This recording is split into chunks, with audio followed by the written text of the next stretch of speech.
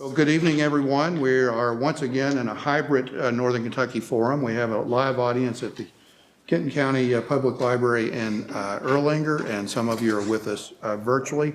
And you can tell your friends if you missed this forum tonight, it will be available on the nkyforum.org archive. So it's a chance to watch it a third way. We are a collaboration of NKU Scripps Howard Center for Civic Engagement, where I work, and the three public library districts in Boone, Kenton, and Campbell County. And we exist to provide civil and civic dialogue in our community around public affairs topics. Tonight, we're going to take a look at yesterday's primary, a fairly consequential day in Northern Kentucky, and we have a wonderful panel of political insiders to interpret and forecast what those results mean for us moving into the fall.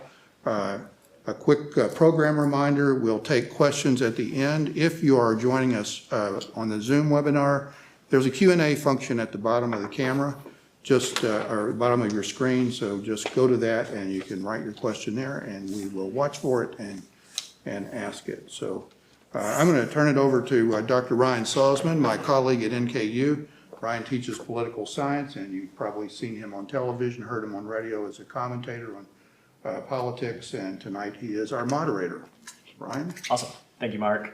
And thanks to the Northern Kentucky Forum for having us for this important discussion.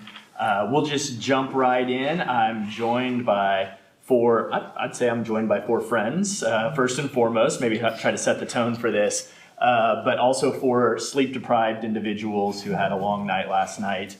And I'm looking forward to this conversation. So first I'm going to introduce everyone, and then we'll go around and just kind of ask some questions, and then based on their responses, we'll kind of pivot. There can be follow-ups to each of your comments if you would like, but otherwise we'll just kind of presume fresh questions as we go. So we'll start here for the introductions on my right, probably your left. First we have Owens, who's longtime with Legal Aid Society of Southwest Ohio, and a leader in the Democratic Party politics in Kenton County. Cole spent a great deal of his legal career in programs providing civil legal services to low-income people, and much of his work has also been involved in public policy advocacy, legislative lobbying on behalf of low-income people and their needs. He's been politically active since the 1960s and chairs the Democratic Party of Kenton County, Kentucky, currently? No, formally chairs the emeritus. That's a good way to put it. Emeritus position, right? They created the position for you, and deservedly so. Next to call is Marisa McNee, formerly the Deputy Executive Director at the Kentucky Democratic Party, currently Vice President for Digital Funding at Run the World Digital. Marisa is an accomplished digital communications and rapid response specialist with more than 15 years of experience helping progressive political campaigns and grassroots advocacy organizations implement successful data-driven strategies, and Marisa is very involved in her home community of Covington, Kentucky, and beyond there, of course. Moving to my left, your right, we have Shane Noem, president and founder of Roebling Solutions, a full-service government relations firm. Formerly, Mr. Noem was with Senator Mitch McConnell, both in campaign capacities as coordinator and political director in the last election, and also as field representative as well. And Shane has worked on state, legislative, and county level races in Northern Kentucky and is in leadership in the Kenton County Republican Party. Last but certainly not least, we have Trey Grayson, member at Frostbound Todd and managing director of the firm's public affairs affiliate Civic Point.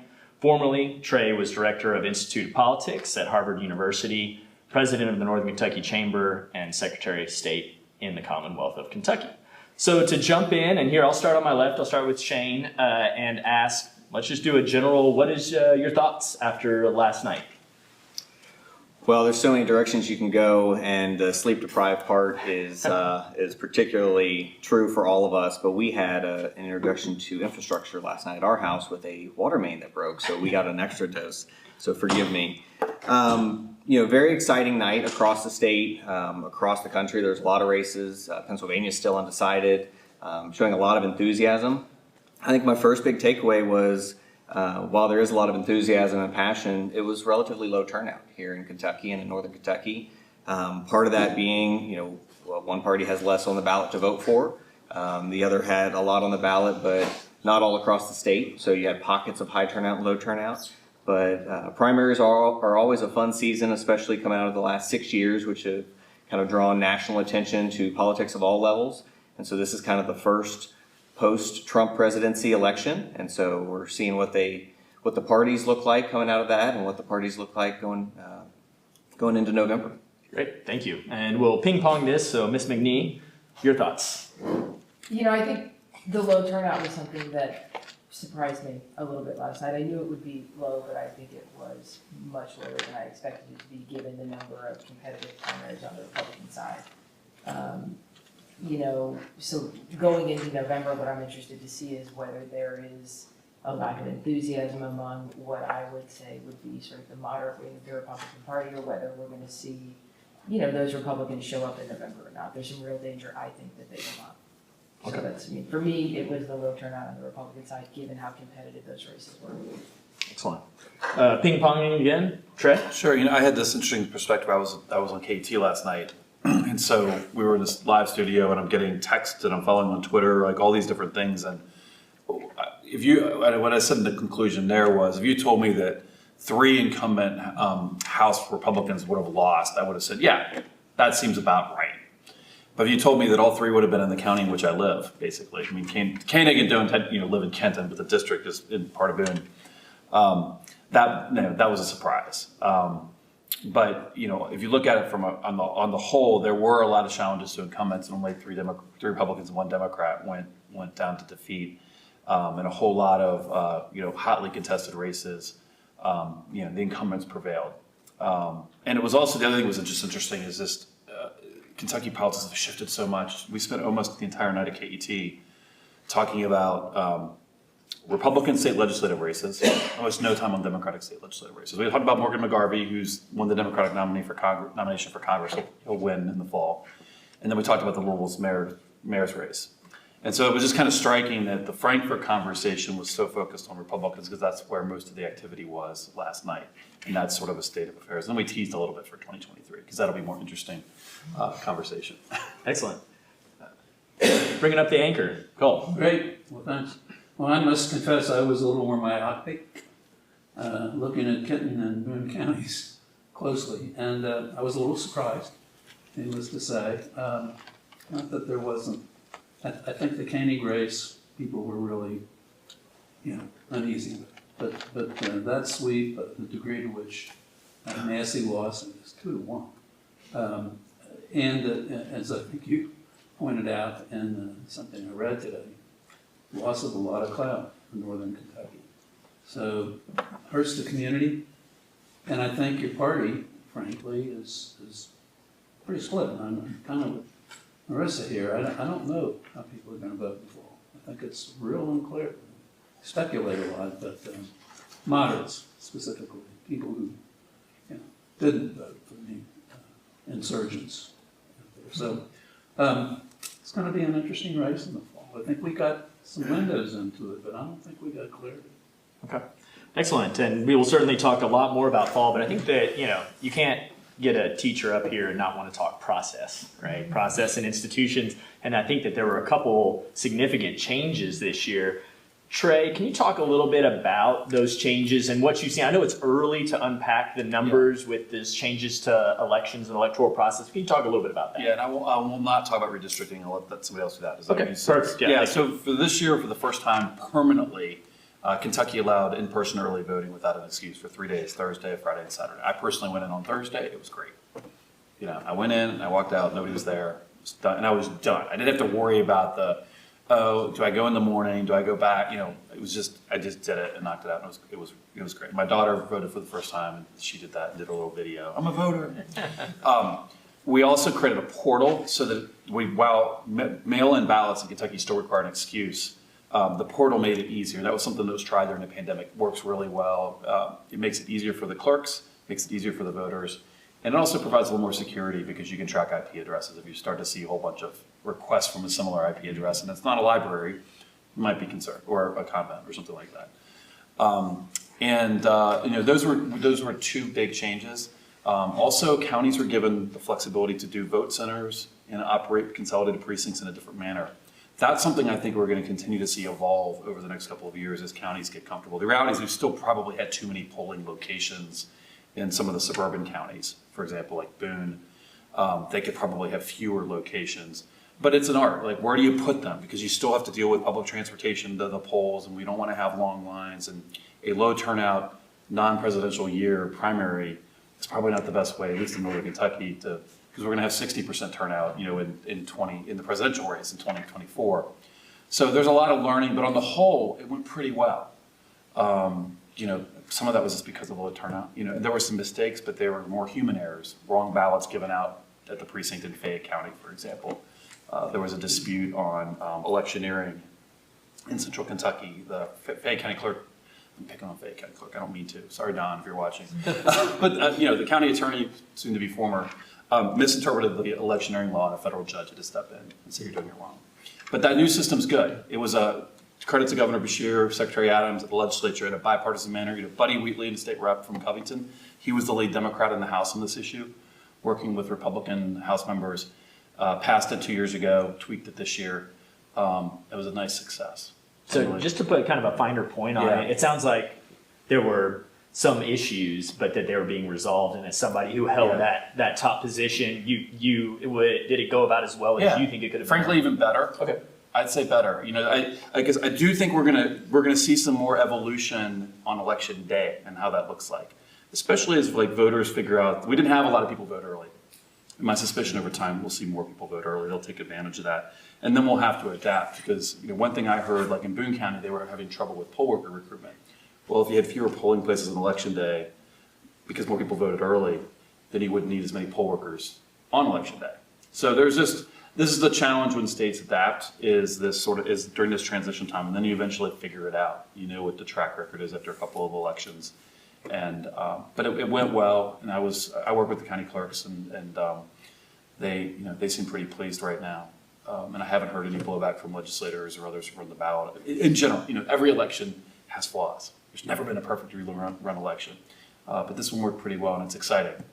Good, yeah, and that's encouraging given that elections and the process has been such a popular topic of conversation.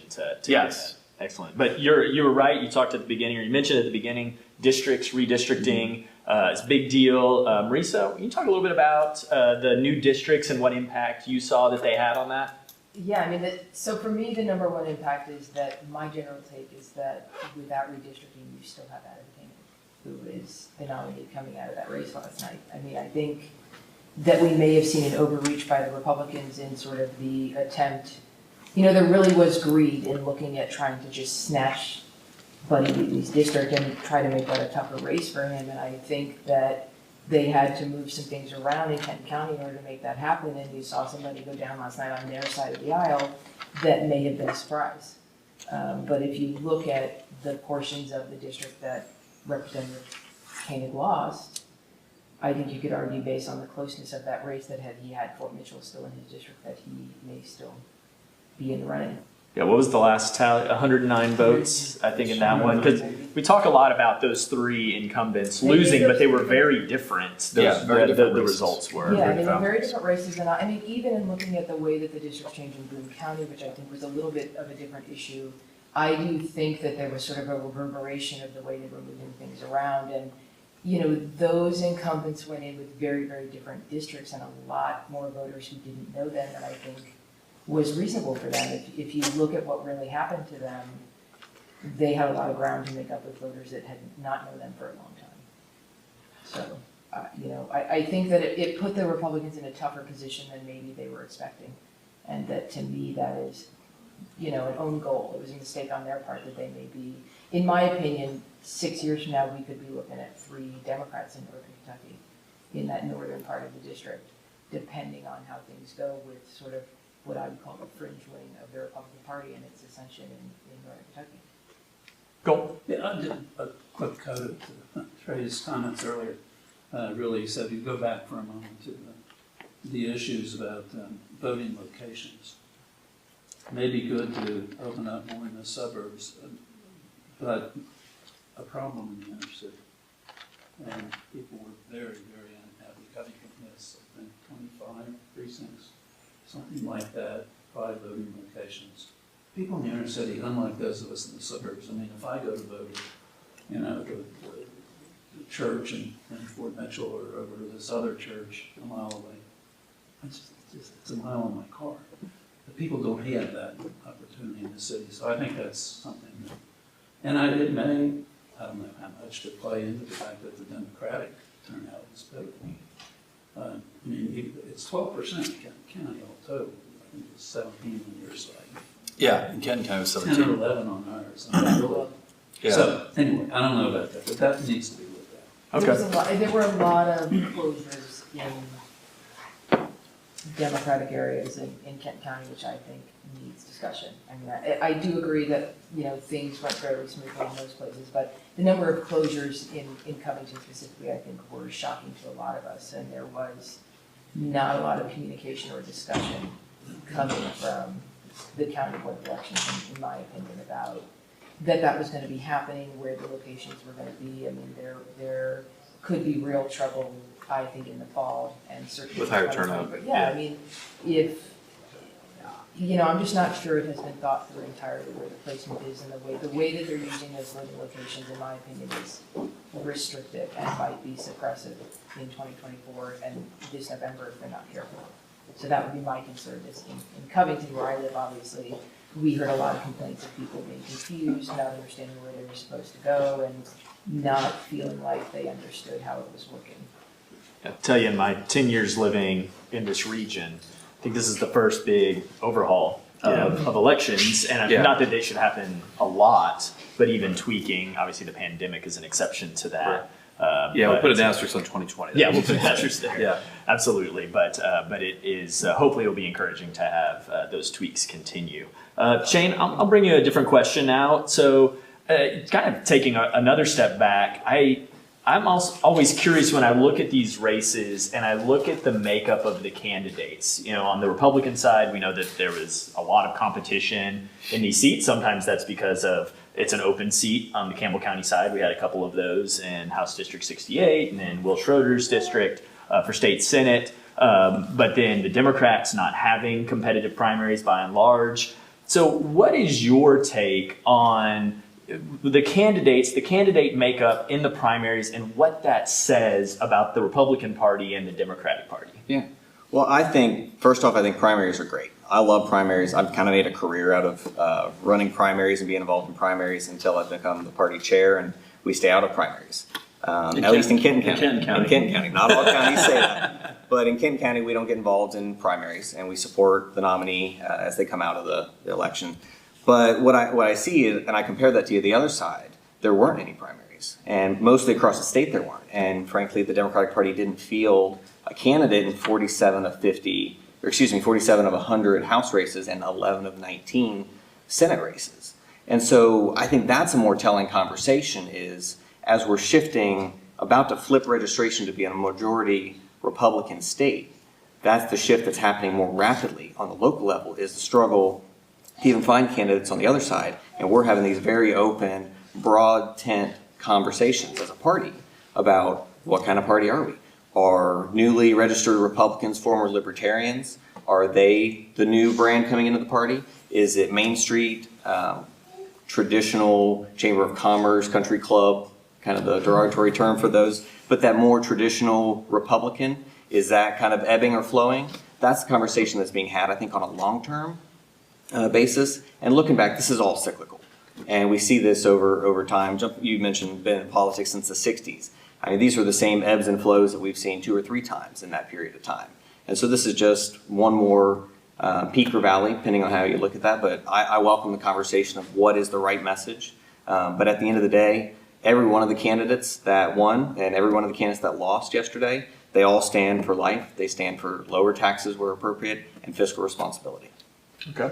And you know, I sometimes get a little cynical about talking about Kentucky as a majority Republican state.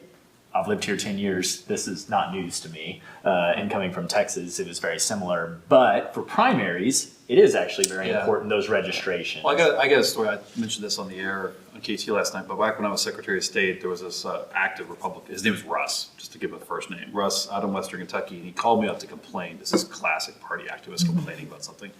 He said he was struggling to get people to switch parties from Democrat to Republican in Western Kentucky. So I said, I'm with you, but I'm a state employee, and if I become a Republican, I won't be able to get off work during the primary because there are no Republican primaries. And if a Democrat, I get 4 hours paid leave from work. He's like, we need to change, this is the classic party activist.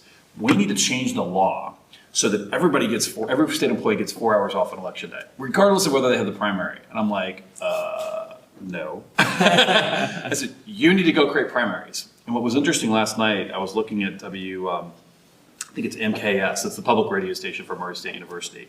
And they had a great, really easy to use website on all the Western Kentucky races. You know what? Almost all the primaries out there now were Republican. Like even Marshall County had a Republican primary for judge executive and no Democrat running in the fall.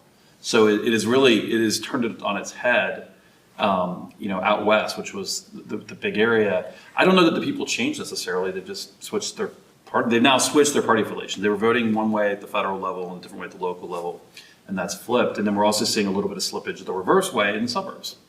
We're seeing more Democratic support in some of the old line Northern Kentucky, Louisville, Lexington suburbs than we used to see.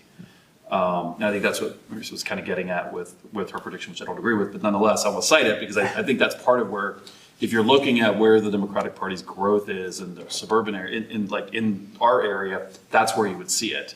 And that's what, and that's change, because that used to be, that was the only place Republicans won, was Fort Thomas and then sort of the 41017 area, the highway, as we used to refer to it in Kenton County, and not anywhere else. And so we've just done a 180. Okay. So to Shane's point about cyclical. Yeah. Yes, right. Yeah. I mean, it used to all be settled in the Democratic primary. Yeah. That's what, and so people became Democrats if they weren't sure because they wanted to vote in the primary. Cole, I'm curious your take. So what I asked Shane about the makeup of the primaries and kind of what that says about the political parties. And that could be state level or it could be more local. Well, excuse me. Actually, I want to go global because, we have this, but we also have this going through it. I mean, the world is changing. Lots of things are changing, and I think it makes it kind of difficult for both parties to figure out where their center is, or even if there is a center. If my son were here, he'd say that's why we need 8 parties. But I don't think it is clear where either party is going. The certitudes that you just mentioned, the 2 or 3, by the way, the whole abortion issue, quite frankly, we're not exactly clear about where that's going to go. I mean, that's not been terribly competitive in our area, but the polling data about Kentucky pretty much mirrored the national data. The majority of people want it to be, as Bill Clinton used to say, safe, legal, and rare. And, it's going to be none of those things as we move forward under the House Bill 3 That was the House bill number. Yeah, that was passed in this last session. And what the fallout of that is going to be, I don't think is clear, for example. So I'm not sure about that certitude. Small government, it depends. But I think in both parties, and surely in ours, we spend a lot of time watching cable news in our household. That's what retired people do. But it's there's a lot of things changing out there, and I think a lot of people are very confused about where they want to land. And no question, we're moving in your direction, and have been in ours. I looked at the statistics today about Kenton County registration, and I was surprised. It's more diverged than I thought in terms of you have now a lead. I don't know, 8,000 or 10,000, something like that. Yeah. But I hope that I live long enough to see how some of this comes out, because I think there's a lot of things that are happening out there that haven't yet come to clarity, as I said earlier. Your thoughts? I mean, I agree, I think on some level with Call that we don't have a lot of clarity about what all of this is going to look like in a post-Trump era. I think that, in 2015 and 2016, what we saw was a very fast-moving sort of nationalization of local politics in Kentucky with Trump on the ballot. As we move into sort of what this looks like post-Trump, assuming he's not the nominee in 2024, and I'm not sure about that either. I don't know where the Republicans stand in Kentucky and whether the policies are as popular as they might think they are. I don't think we've had a good look yet at, with some of the more extreme or radical positions on abortion, where that's going to land in that 275 beltway in northern Kentucky, and where those, college-educated suburban women, how they're going to feel about these issues that are going to impact birth control, IVF, lots of things that I think upper middle class families have gotten used to and see as something that is necessary in an everyday part of their life. As those things get challenged, and they will be challenged with sort of the radical policies coming out of Frankfurt these days in the Republican leadership, I think we might see some serious movement in northern Kentucky. I mean, that's my take on sort of the abortion issue, is that it is much broader than just abortion. I mean, you are talking about challenges to things that people have taken for granted for 30 years, women in particular, and I think there's going to be a real realization that for women like me, our health care is at risk. And so how that plays out, I think, could be different than how Shane might be thinking it's going to play out. So we're kind of going between these national level issues and local level issues, and something that I kept thinking about that I'm really curious from each of you is, what are some of the similarities and differences in kind of what we would get on cable news and what we see on the ground, both as it relates to party structures, issues that matter to us, really kind of top to bottom. Call out maybe one significant difference and one significant similarity. And I'll start with you, Trey, and that could be state level or Northern Kentucky, but relative to what we're all seeing on the news. So I think, okay. So one would be, I think the sort of the battle inside the Republican Party is this kind of the libertarian versus, more the economic conservatives. We struggle with, Shane and I were talking about, like, what's the nomenclature that we should use to describe this. But I think people are watching this know what we're talking about. That's something that's going on in Kentucky and in other states. And for the most part, again, we see the losses were in Northern Kentucky, and a lot of the stress was in Northern Kentucky. But from a macro level, the traditional Republicans, the leadership won the bulk of these races, and that's happening across the country. But there's certainly battles, so that's a similarity.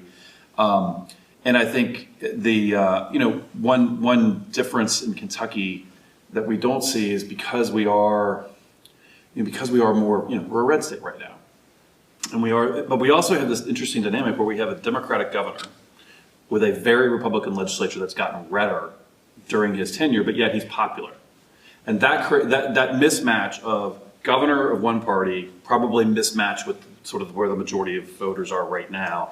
That's unusual. There are a few states with some mismatches. Maryland until the end of this year, Massachusetts until the end of this year, and then Louisiana, which is similar to Kentucky with the Democratic governor and a Republican legislature. That creates some oddities, that's out of step a little bit than what you would think of, and that's an interesting dynamic. Shane, one difference, one similarity, or it could be two. You could do two. Two differences. I'll do the similarity first.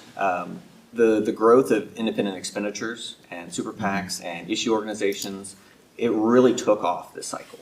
And normally that's something you see from more incumbent perspectives, and you really saw the growth here locally in the challengers, in support of the challengers. So I'm really curious to see where that moves. Obviously, that's been a thing nationally for a couple cycles now, and it's kind of been fine-tuned and polished, and it's now being implemented on the more local level. So I don't know what that looks like moving forward. There is it's risk-reward with that. There's a lot of rules you got to follow, and it's very easy to get crossways with those rules. And so I think that's the big risk. Seeing it go down local is when you have less of a national professional team running it, mistakes can be made, and there's real consequences to that. So that's just one thing I've been kind of processing as we unpack. But, I think so much of it has just been nationalized, all these local races. There's really not a lot of differences that I can point to. Some of these mailers that were coming out in all three counties up here, you really look at it and you think, is this person running for Congress, or are they running for county clerk? Are they running for constable, or are they running for the Senate? So I think, it's just really one of those cycles where it's all lined up on the hot button issues. Marisa? Yeah, I mean, do you want me to speak to both sides of the aisle or really with Democrats? Okay. It's up to you. I would say that, I mean, I agree with Shane that sort of what I have seen is a nationalization of the issues on a local level in a way that really has, I mean, when we talk about Kentucky moving red, what are we talking about? And I call them the Fox News caucus. As I viewed my job at the Kentucky Democratic Party, one of the things I would always say is we are up against $1 billion industry in terms of the megaphone and the talking points and how we, one of the complaints I would hear is we don't get our messaging out there enough, we can't, it's really difficult to communicate. And my take on that was always that it was like screaming into a hurricane. I mean, there is Fox News on people's televisions all the time, and I think that is really, I think it's been around for a while. I think we have seen it really kind of culminate in kind of out in the rural areas. It is very difficult, for a Democratic candidate to get their message out if everywhere along the way, even when they get home at night, they are hearing the same nationalized issues and then it's being echoed at the local level is really what I'm seeing. And I think on the Democratic side of the aisle, we are seeing some of the same stuff. I mean, what I would see is sometimes within the party we have activists who might be in a bubble, as I would say, in terms of their understanding about what type of Democrat can win in Kentucky. And those are sort of the battles that I'm seeing within our own party anyway, with sort of kind of the nationalization of everything is the issues that we talk about and the way that that plays itself out in our primaries, and even in the general election and the way that we talk about things is for us a challenge at this point and for them much. I mean, they have $1 billion behind their, megaphone, at least. So it's, that is the challenge that I see for Democrats in Kentucky moving forward is it is very, very difficult, to get your message out or even to be heard a lot of the time. Cool. Well, let me focus in a little more, I feel like I'm on a myopic bent here. But to talk substance for a few minutes, I mean, all of the process stuff, that I'm calling it that, but the things that the dynamics and trends you've been talking about are very, very real. I want to talk about economic interests and the culture wars. I think that people say, what's your message? And I say, well, we at the art speeches, really. That hasn't changed what the Democratic Party is about. The circumstances have changed, context has changed. It's largely all there in the New Deal. But having said that, and not just to be cute, it's proving very challenging, in part for the reasons that have been identified here, but to connect with people whose self-interest really lies in having support from government in a variety of areas of their life.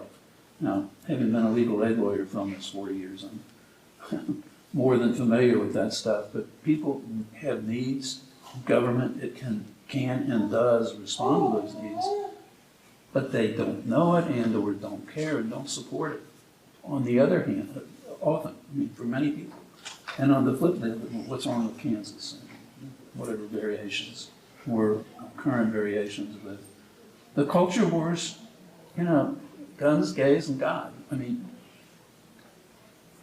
it has a very powerful grip. Fox News, sure. That's not just Fox News.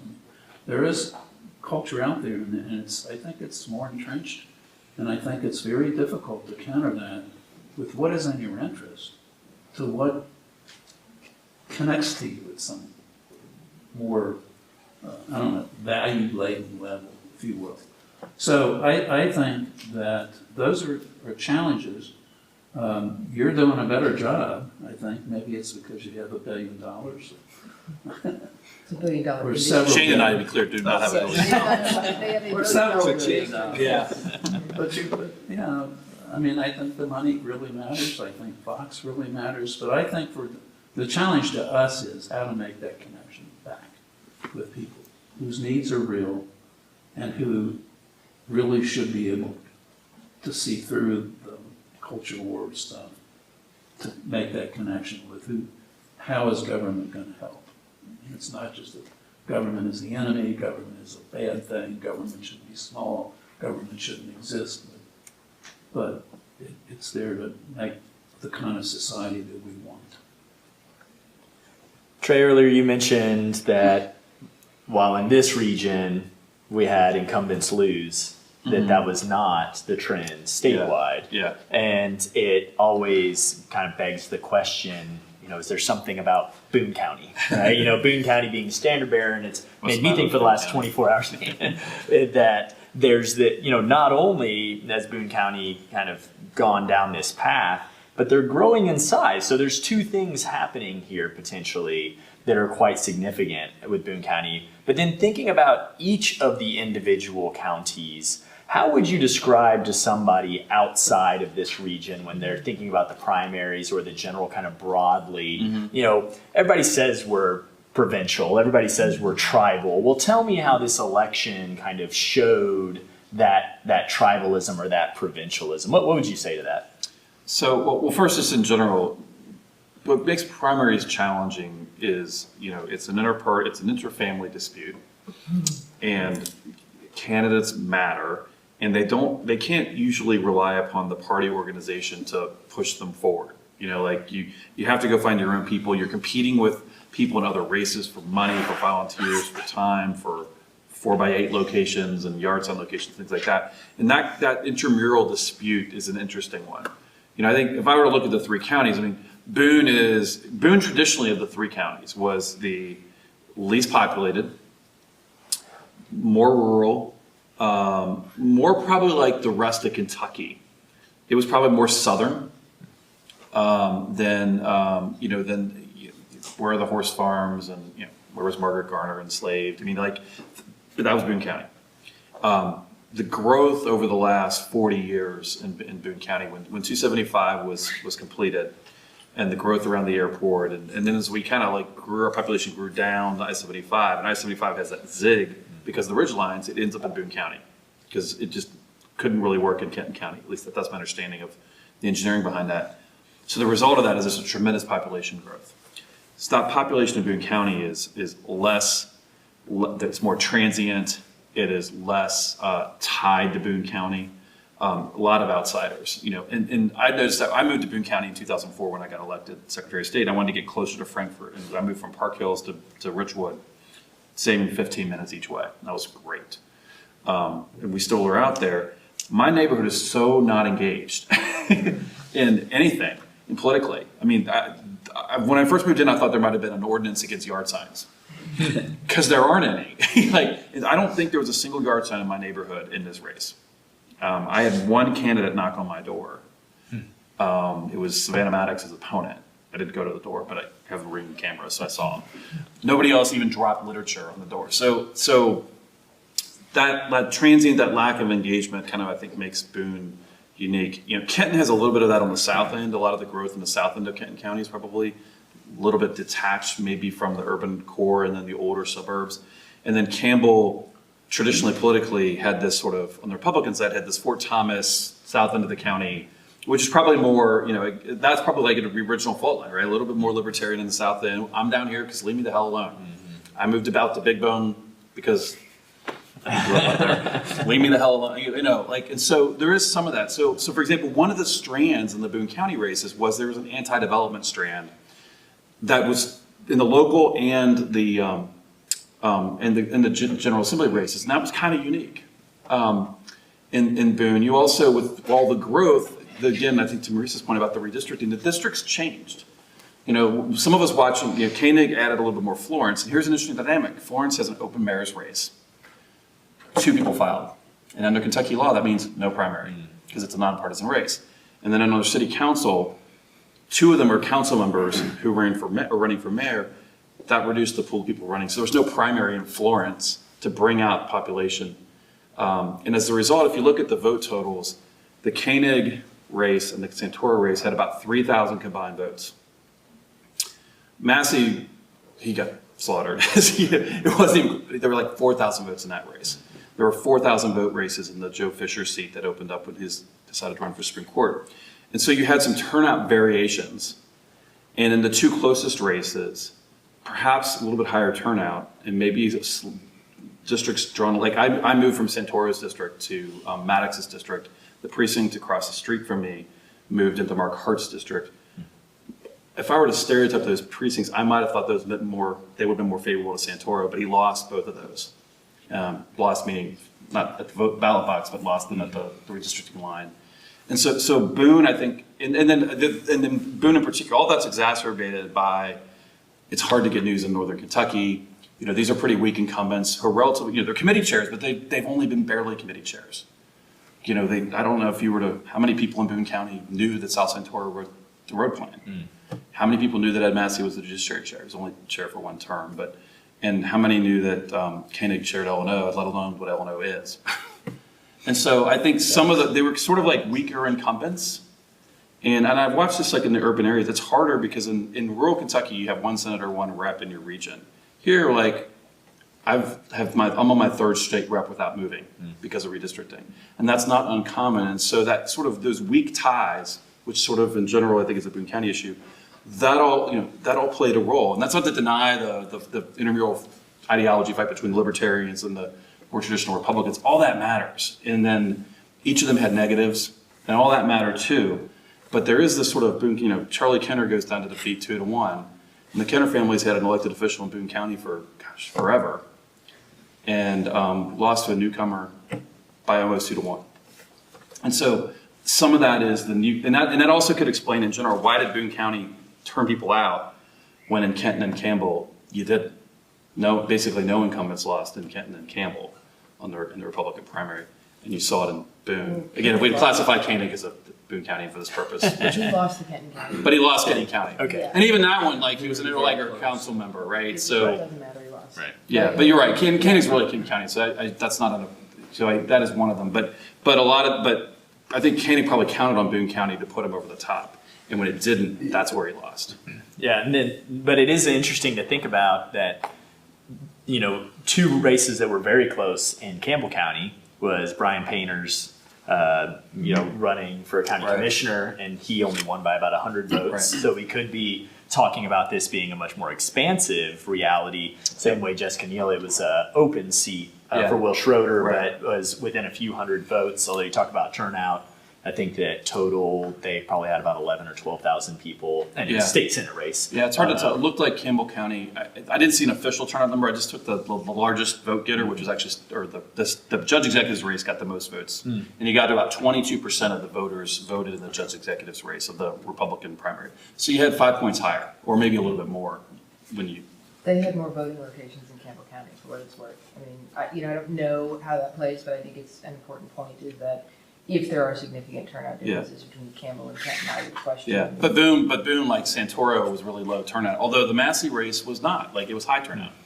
So it's just kind of we're gonna dive into these stats and learn a lot.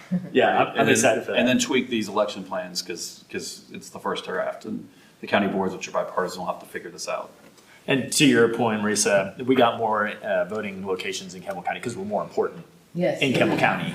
So I wanted to make sure. I'd have to cross the river to know that. I know, right? The ocean, the licking ocean. But thinking about that we could have been very close if those incumbents had lost, or maybe not just incumbents, but sort of the Liberty candidates that are being called in Campbell County. It'd be a very different conversation going on now. Marisa, what are your thoughts there? Are we actually closer to the incumbents who lost winning, or are we closer to the challengers who lost in places like Campbell County winning?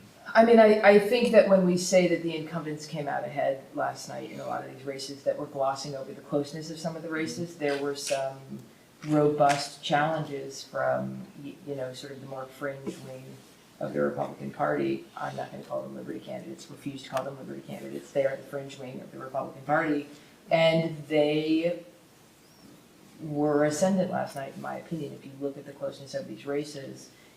When we talk about the way that sort of these IEs or independent expenditures have exploded into these like local races, and watching the way that these candidates came out last night, I thought it was a pretty successful outing for them. And what you're going to see is that will build over the next couple of years within the Republican Party. There's only so many resources to go around when you're sort of beginning this effort. And I do think that it was sort of a nascent effort, and they were quite successful in the races that they chose and the way that they spent the resources. And that, if I were a moderate Republican, I expect to see Mosier and Banta gone in 2024, sorry. I don't think they make it out of the next primary. That's my take on what I see in Kenton County. And I don't know about Campbell County as well. I'm much more familiar with Kenton, but I don't think this is the last we've seen of the challenges inside the party from that wing of the party. There's definitely enough success to encourage continued I mean, challenge. I think Thomas Massey's feeling real good Yeah. today. That's what I think, and I don't blame him. Now, Shane, I know this is probably the longest a conversation about Northern Kentucky has gone without talking about Kenton County. So, thoughts on Kenton County, kind of where you fit in this dynamic. And I want to flashback for those who weren't familiar. Last summer, we had the party reorganizations, and that's a lot of what had motivated some of the conversations that we're having right now, and the candidates being put forward. Kenton County was the first to reorganize. Kenton County did it in a more traditional process, and in that way had a more traditional reorganization. And I think then we saw Boone and Campbell, the insurgents, so to speak, kind of respond to that and really ramp up there. So you didn't have that structural change that the others had, but are you seeing similar tendencies to what we're describing in Campbell, at least among the candidates in Kenton County relative to success, but also policy positions and approach? Yeah, there's definitely a lot of voices in Kenton County. There's a lot of people that are getting involved for the first time and coming out and learning about the process and wanting to get involved. And we're always an open door to get involved and have been before I took over and was elected. You know, one of the things, so you look at Kenton and Campbell, the outcomes were pretty similar. It was largely incumbents. They were close races. But Campbell County was a whole new guard in charge. Two of the chair and the vice chair both challenged incumbents on the fiscal court, and they lost. And so you had different dynamics going on in both. Can I also add something here? You also had two countywide races that are like higher profile in Campbell that you didn't have in Kenton. Judge Executive Knocklin was unopposed, and there was no state senate race on the ballot other than the little bit of the new district that's where I live. Whereas in Campbell, you had a competitive judge executive and a wide open incumbent free state senate race, and that probably played a bigger role in the turnout differential. And another piece comparing Kenton and Campbell to Boone, and I could do research into this all day, but you've got 19 cities in Kenton County. You've got, I think, 15 in Campbell County. And in Boone, you've got 3, Walton, Florence, Union. So there are vastly greater opportunities for people that are new in politics, passionate, wanting to get involved. You've got school boards. We've got so many school districts. We have 2 school And districts. so, so there's a lot of places to spread out the passion and the enthusiasm that you just don't see the challenges rising up as much as you did in Boone when everybody focuses in on the dozen or so races that you've got. Yeah, we had a 3-way constable race where people spent money. It was crazy.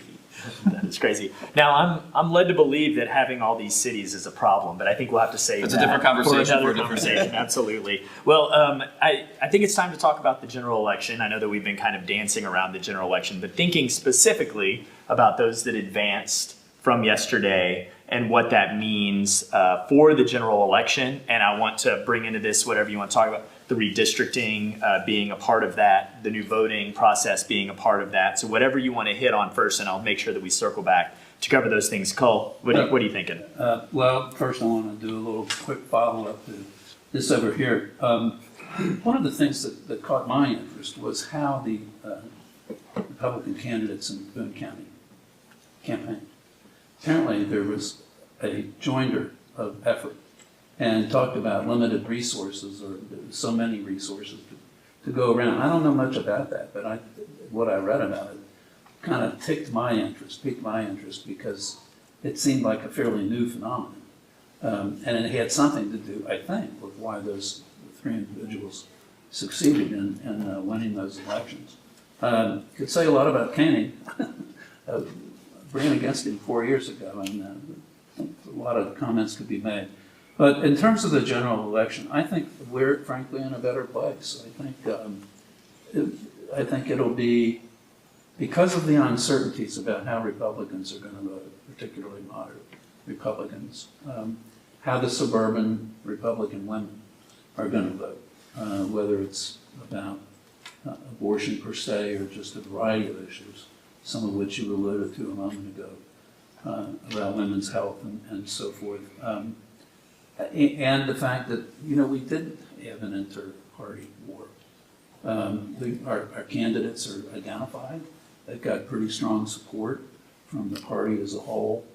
And so the long and short of it is, I think we're in actually a stronger position then we would have been running against those incumbents.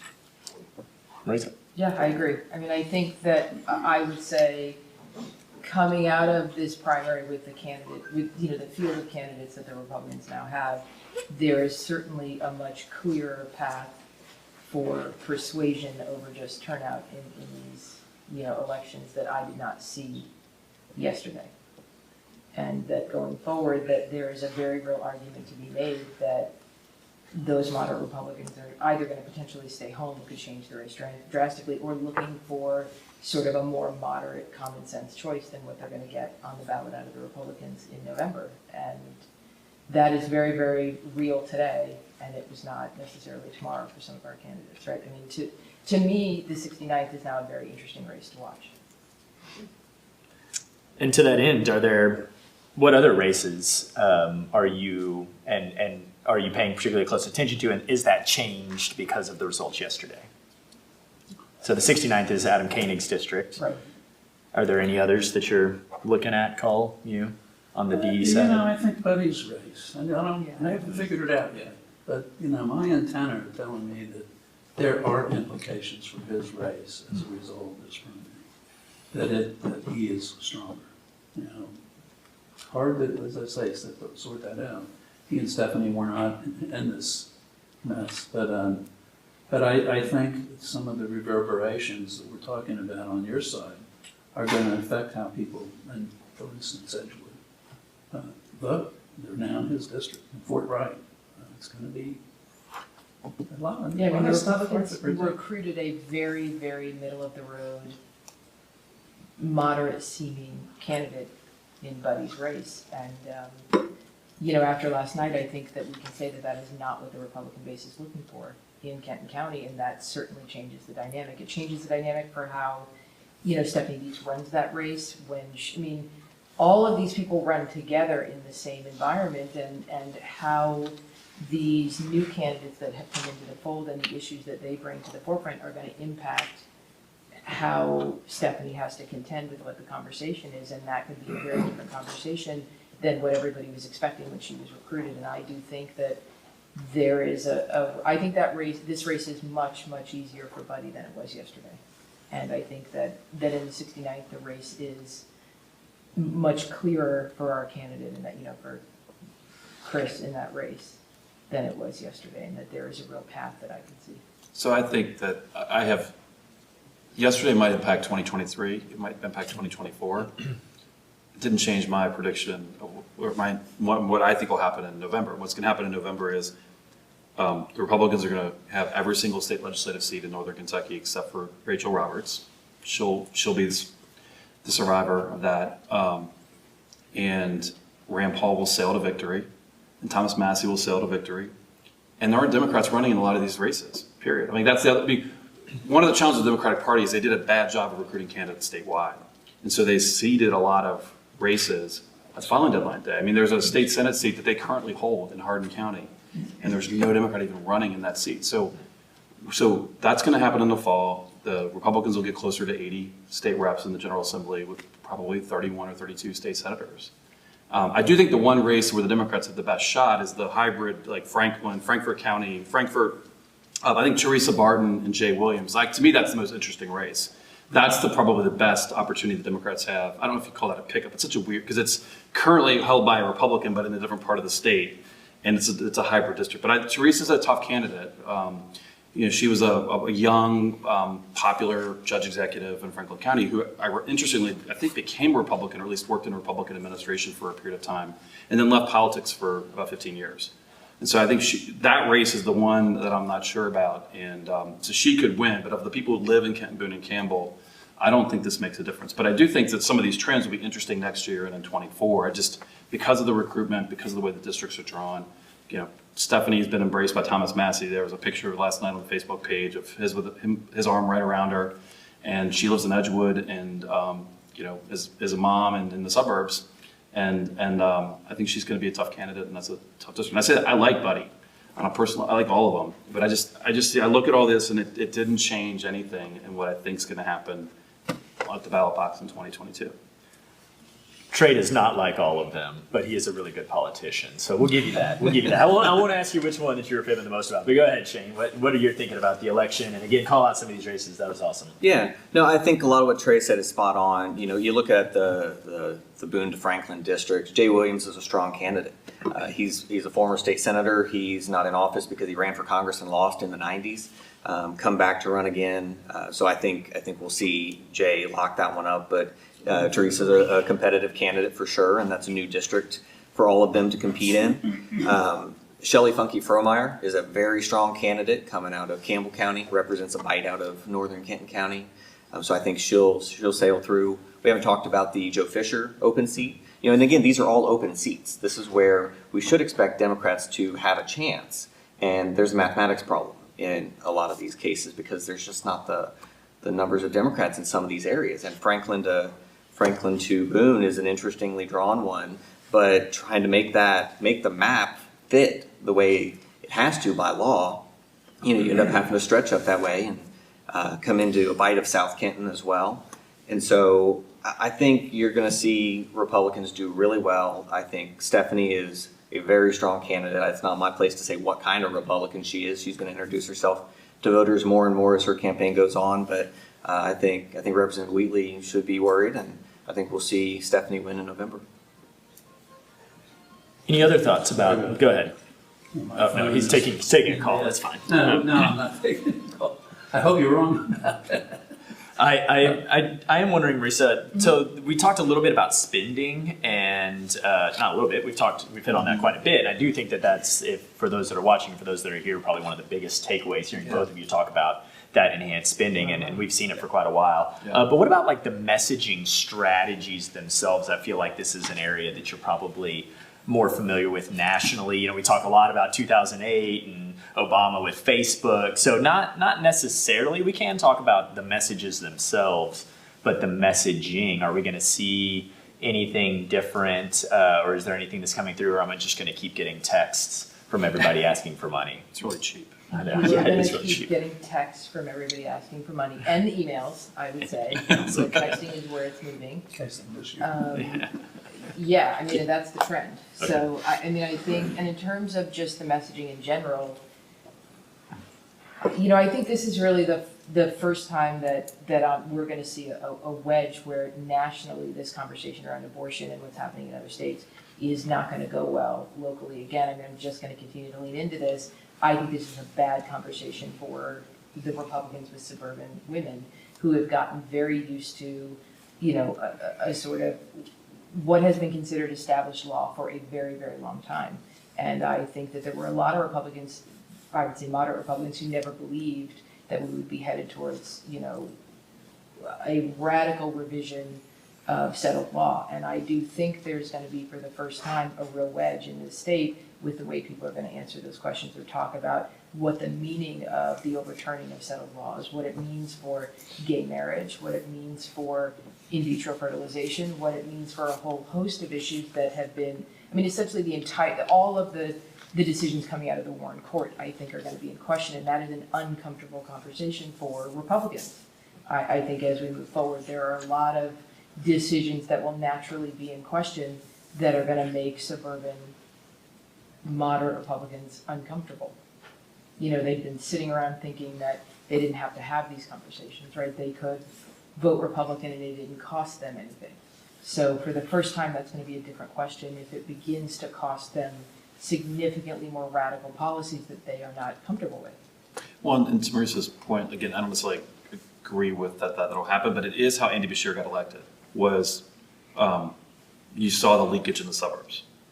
And maybe that's because Matt Bevin was a jerk. I was going to say. But nonetheless, you know, maybe this is the motivator this time. But it is true. I mean, if you look at where Andy Beshear won the election, was in the suburbs in northern Kentucky. He didn't necessarily mean, I know he won the counties, but like it's all votes are fungible. So if you overperform in an area and still lose it, it's still a vote. And so Oldham County, Scott County, Warren County, Kenton and Boone and Campbell, we saw Andy Beshear do much better. Right. Than a typical, than 4 years earlier than Jack Conway. And so that's where that leakage, and we saw that, and that's how where President Trump lost re-election, was the leakage in the suburbs And so it will be, I do think that this will be an interesting dynamic, certainly nationally, and there is a potential for overreach among Republicans to go, if you go beyond abortion into the pill and IVF and things like that, that could be some areas that could be tricky, because we haven't really had meaningful debates on this for 50 years because of the Supreme Court case. I'm just not sure in Northern Kentucky or Kentucky, this election, it's going to make as much of a difference, but I mean, I think that's why we have elections. It is. I mean, nationally, we're already having that conversation. I mean, what's Yeah. happening in Louisiana, what's happening Right. in Mississippi, all of that is going to play here, and that's going to be the flip side of the way that the nationalization of these local politics, could come back to bite you. I mean, it's really been working for the Republicans, I would say, being on the Democratic side and constantly having to, scream into the hurricane. I can see for the first time an issue that could be difficult when you have all of this like very, very radical policies taking place in legislatures, in some of the very, very red states across the country. That's going to impact how, people view this conversation locally and what it might mean for them going forward. I want to go back just for a moment to Shane's point and the discussion about Buddy's race and Stephanie. I think the arm of Massey around somebody is not entirely clear how that's going to play. There's a lot of people out there that didn't like that Christmas card.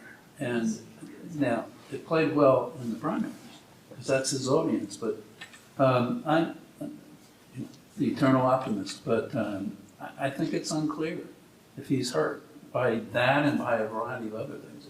I guess the president finally got around to, or the ex-president got around to endorsing him, but there are a lot of people that don't like him and find Matt Lehman to be a pretty credible guy. And the more they get to know Matt, I think the more they're going to realize that. That's on the Massey side. On Buddy's side, I'm not sure that that's going to shoot around.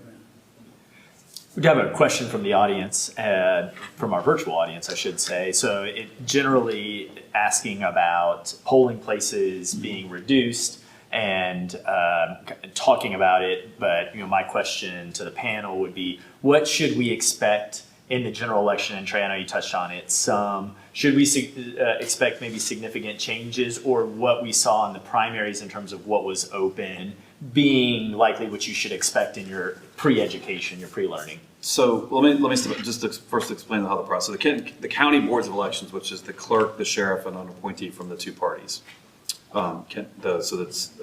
They submit a plan to the state board of elections, which consists of 3 Republicans, 3 Democrats, a retired clerk, Democrat clerk, retired Republican clerk, starting July 1, chaired by the Secretary of State.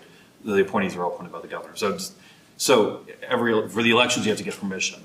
My guess is we're going to see tweaks. I don't know about evolution or revolutionary changes. I'm just saying this at the general level, because you got a couple of variables here.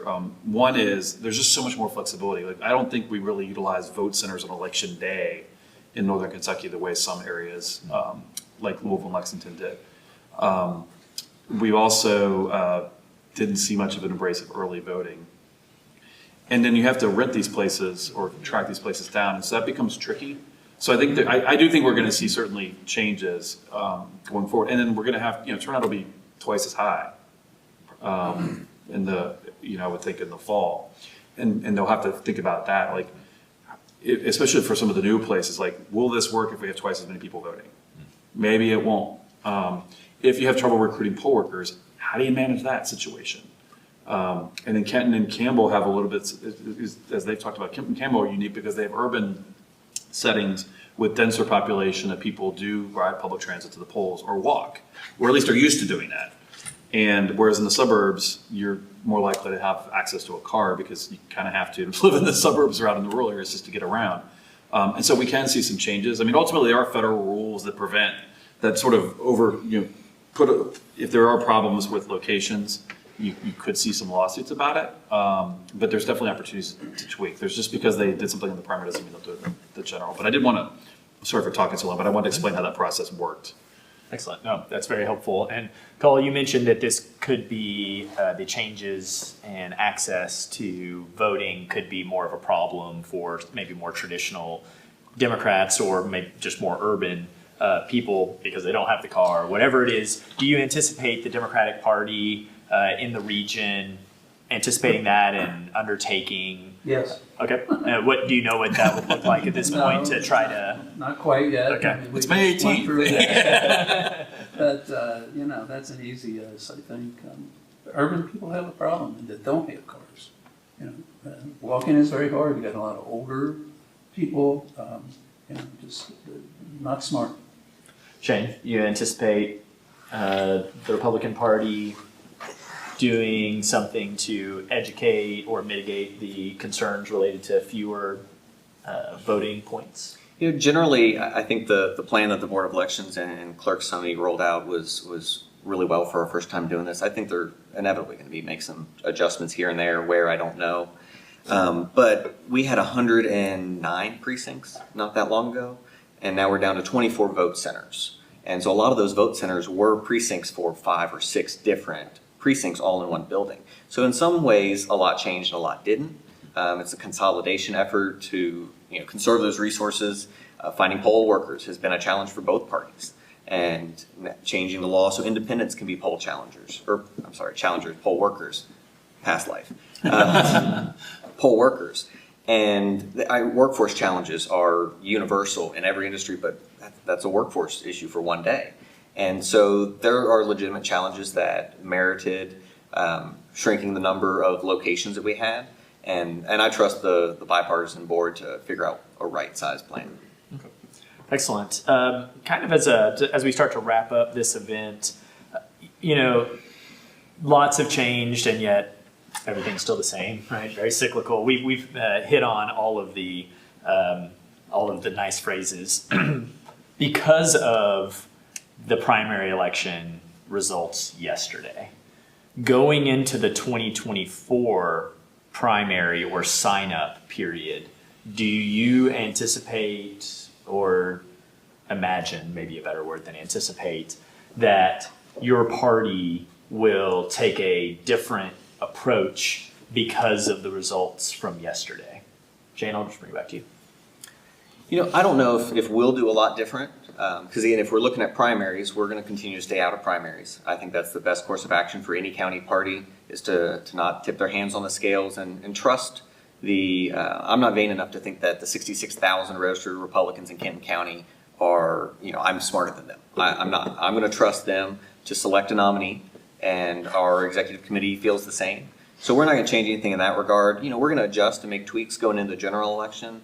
I think seeing this fall's results and how strong Republicans are going to do will just embolden Republicans to continue to get involved, continue this rightward swing. That's the thing we've been talking about Republicans and the rift in the Republican Party a lot tonight. But the reality is, going back to 2016, both parties were at a real crossroads. What kind of party were they going to be? We had 19 candidates on the Republican Party side, and we picked a Hail Mary for Donald Trump. It was a different avenue the party chose, and that's where we went. Democrats have been having the same kind of battle internal, Hillary Clinton or Bernie Sanders. Bernie Sanders kind of got pushed to the side. We'll question how that happened and why that happened a different time. But they still don't know what kind of party they are. Joe Biden is the nominee, but let's be honest, he was selected as the guy that could beat Trump. And so are we going to be an open borders, Medicare for all? The Virginia governor, previous Virginia governor said parents don't need to be involved in education. Is that the Democratic Party? Or is it going to be closer to Kentucky Democrats of the last 20, 30 years ago that are blue dog Democrats, or whatever that new version is that doesn't seem to be around right now? I think both parties kind of remain to be seen of what's the base. What's the base? Who's going to be driving it? And I think, again, that's a normal cycle, normal cyclical thing, and it's healthy to have those discussions, iron those out for the public to see. I think one interesting variable in 2 years is we will not have a U.S. Senate race on the top of the ticket. There will be a presidential primary, but if we're in our May schedule, if we are in a scheduled May primary, I think a lot of this variable, does Trump run or not? But usually Kentucky doesn't matter in May. Now, we did in 2008 in the Democratic primary. Clinton and Obama continued to battle, and that was kind of fun. And then the Republican Party did a caucus in 2016, which I don't expect we'll ever do again. But so that's an interesting dynamic. You also don't have the county election. So turnout will be, kind of variable. It's also interesting in Northern Kentucky on the Republican side is now all of a sudden all these state Senate races are up. So you've got McDaniel, Thayer, and Schickel's seats. They would be up for re-election. We don't anticipate right now any of them retiring, but you never know, things can happen. The other thing is redistricting took place this year kind of late because the governor and the legislature couldn't agree on to do it for a special session. I don't want to get too much into the weeds on that, but the fact is that the laws got passed early on and early on in the session, which didn't give a lot of time for either party to recruit candidates. So if you're a Republican, if you're part of the faction of the Republicans, you didn't like necessarily the Libertarians winning. Well, now you have more time to like recruit and build and do that. Similarly, if you're works both ways, and the same for the Democrats. They've got the chance to look at the lines and figure out how do we, who lives where and how do we go do that. So that'll be an interesting preparation that the parties will have the opportunity that they really didn't have this year. Because even with the Republicans drawing the lines, like if you were to ask a lot of our legislators, they didn't know until very late what their district's going to be. I remember one legislator telling me he's seen multiple different variations, and in the most recent one, he even wasn't in his own district. And he said, I don't live in that district that you're saying is mine, so fix that. So that's an important dynamic. And there is actually a lawsuit. I mean, it's possible the districts could change. Probably not, but there is a lawsuit that's pending that if it were successful at the Supreme Court level, and there'll be time for that to happen, you would have new lines. And we've done that. Every redistricting, it seems like we've had to adjust the lines because of a Supreme Court ruling. And I think that kind of to your point about the confusion, Yeah. Representative Roberts had a physical map Yeah. that included certain precincts and then a list of precincts that was different. Yeah, well, even and this is on the launch. Well, and I'm a sophisticated, like even for me, like I had the candidate, Savannah's opponent, knocked on my door, and part of why I didn't want to go answer his door is like I thought he was at the wrong house because like I wasn't in her district, and I felt so bad for him. Like, oh, poor guy, he's and then I pulled up the bill and it had changed at the last minute, and my precinct had flipped to a different one, and I was like, so I was the dumb one. Well, I'm supposed to know this stuff, and even how does a random person in my neighborhood who doesn't pay attention to these things know these? So you'll have a couple more years of that too.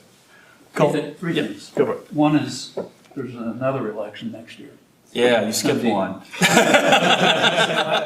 I said he skipped one. I'm still getting used to that. I'm still, tax And, everything. no, it's a big one. It is a big one. And it's going to affect a lot of this. What are we going to do? We're going to recruit. I mean, statewide, that was pointed out earlier, half the districts, I guess, no candidates are close to half. I mean, that is not going to play or last. But thirdly, I want to mention something we haven't touched on, and that's misinformation. And the fact that, again, going back, so much of this conversation has been about infrastructure. So I myself wanted to sort of get to the guts. So what is it that is motivating people, persuading people, rightly or wrongly, about what is true, what their needs are, what government is doing, what government can do. And I think that's a huge problem, and we have not figured that out. And I'm talking now in a national scope about everything from, how do you control Facebook and Twitter to other ways of trying to keep honesty without violating free speech. I mean, it's just really a huge conundrum from a legal point, from a social point, societal point. I think we're, and this division of the MSNBC world and the Fox world, I don't know that that's going to change. I don't think it is. If anything, it's going to intensify. So, at least in my view. So I think it's a huge problem. I don't have the solution, but I think it's going to continue to impact greatly how these various things unfold. Candidates leading, I've been one. They're huge, they're important, but this environment is just toxic, and we need to fix that. I mean, I think, heading into the next cycle, skipping over 2023 for a minute, and what that's going to be, recruiting is going to be where it's at. And I think Northern Kentucky specifically, what I would see is that looking at sort of the way redistricting came out, you will not have another cycle in which all three of those sort of North Covington districts now don't have a strong Democratic. I mean, they have split a Democratic stronghold. We will field strong Democratic candidates in all three of those districts. I mean, there is nowhere in those districts that I think Republicans can run entirely safe, that we will not be able to field very, very strong Democratic candidates coming out of a very, very robust sort of, the largest Democratic stronghold in Northern Kentucky. So that's where I would look as a Kenton County, and where are we going to recruit? I mean, I think just coming out of the gate, we will have an opportunity in far more districts than we did just, last cycle, based on the way there was sort of the cracking of the cities, which I continue to believe may have been an overreach and a mistake by the Republicans in not fully understanding the way that Northern Kentucky, plays itself out, and the importance of that, what I call the I-275 Beltway, and the way that those voters, if you look at in 2019, the way that they kind of came home for Bashir, and I think in 2023 will also come home for Bashir, depending on how that primary plays out, you could see some very wonky stuff happen in 2024, in my opinion. And we plan to recruit, locally very, very heavily into those races. Yeah, it wouldn't be the first time somebody's redistricted and it backfired. I think back to in the early 90s, the Kentucky lost a congressional district. And so we went from 7 to 6. And the Democrats were completely in charge of redistricting, and they got a little greedy. And they set up a map that essentially, at the time, they were trying to win everything. And they ended up setting the stage to losing almost everything. The 92 election was the year where Floyd Poore was going to be Jim Bunning, and Carol Hubbard was going to get reelected, and Hal Rogers was going to lose in the 5th, and they'd keep the seat in Louisville, and Scotty Basil was going to win in Lexington, and Bill Natcher, nobody ever ran against them. And the map they got greedy. So it can happen. I'm not, and some of that was might have happened anyway ultimately because of the sort of the changing politics, but you can get greedy with redistricting. And it'll be fun. It'll be interesting to see, because you're right, because of what happened with the 63rd moving further north. That's a different kind of district than it used to be. It's a very different district, and I think, and the other thing is that all of those decisions were made with data that came from the Trump era, which I think is not entirely reflective of where the Republicans stand in Kentucky post-Trump. There was massive turnout, I would say, in certain areas that were very Trump-driven that may not be there when all of this shakes out, and I think that this round of redistricting was done with incomplete data. Certainly everything coming out of 2020 was unclear. They didn't have precinct information. I think this was a redistricting that could be ripe for mistakes and greediness, in my opinion. I know my party has been guilty of it at times. I think if you look at sort of the way that there was incumbent protection and other things that occurred that I think the Republicans tried to learn from, I think that the wonkiness of the data, the lateness of all of it, and some of maybe the misunderstandings about the way that the region might be changing could result in some buyer's remorse in some of these districts, at least in my opinion. Do we have any questions from this very attentive and quiet audience? Yes, Mr. I'm curious, not much was talked about Rachel Roberts' district, and with the Liberty candidates doing so well last night, and a Liberty candidate challenging Representative Roberts and Jerry Irving, it seems like she might be more vulnerable than initially thought. Would you guys want to comment on that? He's a criminal, so no, I don't. The recruiting was terrible in that race, and I think that, if I were Rachel Roberts, I'd be feeling very, very good right now. They literally recruited a criminal into that race, and she's going to come out victorious in November. Yeah. It is also the difference between a primary and a general. That's why earlier I said I think she'll win re-election. The Republican Party had a better candidate 2 years ago. Leanne was somebody who I think people didn't give her much of a shot, and she did a lot better than people thought that she would have. I don't know that the party's going to put a lot of effort, a ton of effort behind him. Now, when you're running in the fall, you get, there's a straight ticket vote, and so you can benefit, but then she could benefit from that too. So I just don't think that some of the elements that we saw in that primary will go to that general. And I also do think there'll be a rally around her to protect and support her. And so again, if you're a Democratic activist, you're going to want to spend your time and your money focusing on her, because she's pretty talented, and so I think there'll be a desire to rally around the flag to protect that seat. She's also a great candidate. I think she's really proved herself. She came in a special election. I think that 2020 was a year that potentially could have been tough in that district. And she won that race, and going into 2022, I think she's quite strong, and I expect to see her emerge in November. Thank you. Other questions from the audience? Well, this was such a good discussion, and being a professor myself, I know that my evaluations go up if we let people out early. So I do need to take a minute to thank some strategic people. First and foremost, the Norse Media students who are here from NKU that are providing the camera work and the sound for tonight's live stream. Thank you so much. You've been doing work with the Northern Kentucky Forum recently, and I think that that's really important, and we're so grateful to have you. Have to thank the Kenton County Library for hosting us this evening. Also, thank our panelists, Cole Owens, Marisa McNee, Trey Grayson, and Shane Noem. And our moderator. And our moderator, Yeah. You're too kind. The Northern Kentucky Forum is a partnership of NKU Scripps Howard Center for Civic Engagement and the public library districts of Boone, Campbell, and Kenton counties. Please visit the northernkentuckyforum.org or follow the forum on Facebook, or better yet, do both. To see upcoming events, the forum's next scheduled event is on August 11th, when we'll have a very special panel to discuss the farm to table moment in our region, and that will be at the Campbell County Library in Newport. So thank you all for attending, thank you all for watching, and have a great night.